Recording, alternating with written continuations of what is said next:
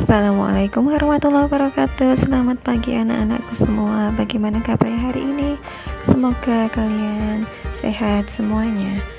Alhamdulillah, kita berjumpa lagi dengan mata pelajaran prakarya. Masih dengan bab pengolahan hasil peternakan dan perikanan menjadi makanan. Di sini kelas 9. Sebelum pembelajaran, sudah diingatkan ya, mari kita berdoa menurut agama masing-masing. Semoga pembelajaran hari ini berjalan dengan lancar dan mendapatkan keberkahan. Untuk berdoa saya persilahkan. Berdoa mulai. Amin. Untuk materi hari ini kita akan membahas tentang metode pengolahan, dimana masih ingat ya kemarin ya meta materi yang akan kita pelajari tentang pengolahan hasil peternakan dan perikanan. Kemarin kita sudah membahas tentang jenis dan manfaat dari hasil peternakan dan perikanan. Sekarang kita akan membahas tentang metode pengolahan.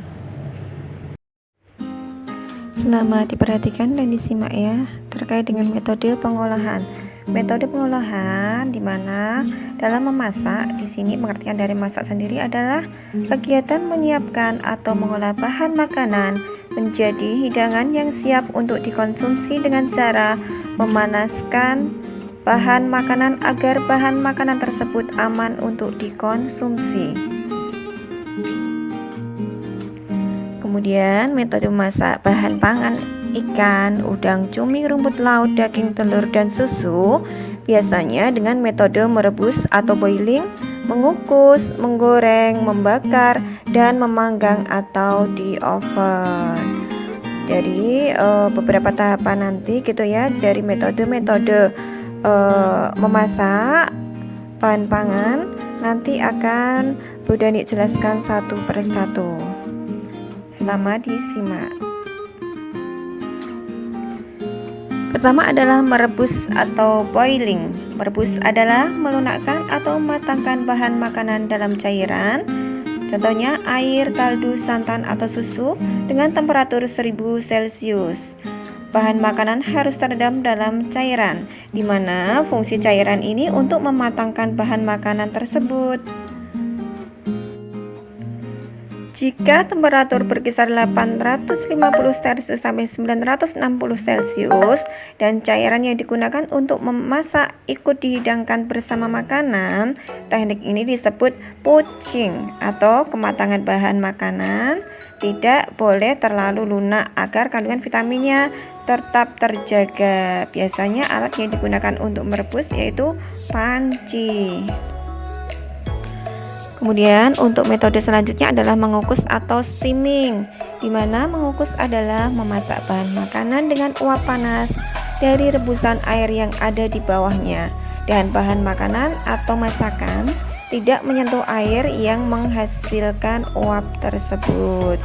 Bisa dilihat ya seperti gambar di atas, itu teknik mengukus, di mana bahan makanan diletakkan dalam suatu tempat, lalu uap air disalurkan di sekeliling bahan makanan yang dikukus. Biasanya mengukus menggunakan alat seperti langseng atau dandang, panci, dan kukusan atau kelakat ya. Mungkin kalian di sini juga sering melihat ya orang tuanya atau ketika berada di warung makan gitu ya, melihat alat seperti ini. Itu alat kukusan, panci dengan kukusannya.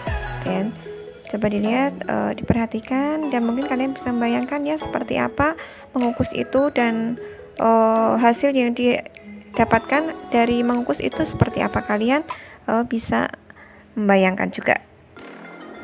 Untuk metode pengolahan yang selanjutnya yaitu menggoreng atau frying, dimana tahu ya menggoreng itu, menggoreng adalah metode memasak dengan cara memasukkan bahan makanan ke dalam minyak panas, di mana menggoreng bisa dilakukan dengan medium minyak goreng yang banyak atau disebut dengan deep frying, sehingga bahan makanan yang digoreng terendam dalam minyak dan menggoreng juga bisa loh dengan minyak sedikit, atau disebut juga pan frying atau shallow frying gitu ya. Contohnya menggoreng dadar telur atau telur mata sapi, menumis bumbu dan rempah-rempah. Nah, di sana disebut juga menggoreng tapi menggunakan minyak yang sedikit atau minyak tidak banyak. Terus ada lagi teknik menggoreng tanpa minyak. Kok bisa ya? Kok ada sih teknik menggoreng tanpa minyak? Ada dong. Di sini menggoreng tanpa minyak disebut dengan sangrai, yaitu memasak di wajan di mana bahan makanan langsung tersentuh wajan. Cara ini atau sangrai ini ya biasanya untuk menyangrai bumbu atau menyangrai biji kopi gitu ya. Menyangrai biji kopi. Ada juga yang menggunakan medium pasir untuk menyangrai. Biasanya cara ini yang pakai pasir gitu ya, untuk menggoreng kerupuk melarat atau kerupuk di sel atau kacang tanah kulit ya. Kacang tanah itu loh, kacang kulit itu kan disangrai ya, digoreng tanpa minyak. Atau juga kerupuk melarat tadi ya, orang juga bisa menyebut di sana kerupuk tayamum gitu ya, karena disangrai atau digoreng tanpa minyak. Kemudian untuk teknik atau metode pengolahan yang selanjutnya yaitu membakar atau grilling. Membakar adalah metode memasak bahan makanan dengan cara dibakar langsung di atas bara api. Biasanya menggunakan arang yang dipanaskan hingga menjadi bara api, di mana teknik ini biasanya dilakukan di ruangan terbuka dengan sumber panas yang datang dari bawah alat yang disebut grill ya, yang disebut grill. Nah, bisa dilihat ya itu gambarnya contoh dari membakar atau pengolahan dengan cara atau metode membakar atau grilling gitu ya bahasa aslinya. Itu tadi ya, dan dimana metode ini ketika membakar biasanya itu menggunakan atau tempat-tempat yang terbuka gitu ya, karena di sana kan ketika membakar itu bara api langsung menyentuh bahan yang dibakar dan memerlukan uap ya, sumber panas yang datang dari bawah. Selanjutnya metode memanggang atau baking. Memanggang adalah metode memasak bahan makanan dengan menggunakan udara yang dipanaskan sehingga bahan yang dimasak mendapatkan panas yang stabil dari segala arah. Alat yang sering digunakan untuk memanggang berupa microwave dan oven. Bisa dilihat ya gambarnya, contohnya ada di gambar slide tersebut. Nah, itu tadi ya beberapa teknik metode pengolahan dari hasil perikanan dan peternakan. Kalau ada yang masih kurang jelas silakan bisa ditanyakan di sini ataupun bisa di WAG di pembelajaran prakarya. Kemudian ada tugas yang harus kalian selesaikan, silakan dibaca. Kemudian silakan dikerjakan. Nanti jawaban bisa dikirim di Google Classroom. Cukup sekian dari Bu Dani untuk pembelajaran hari ini.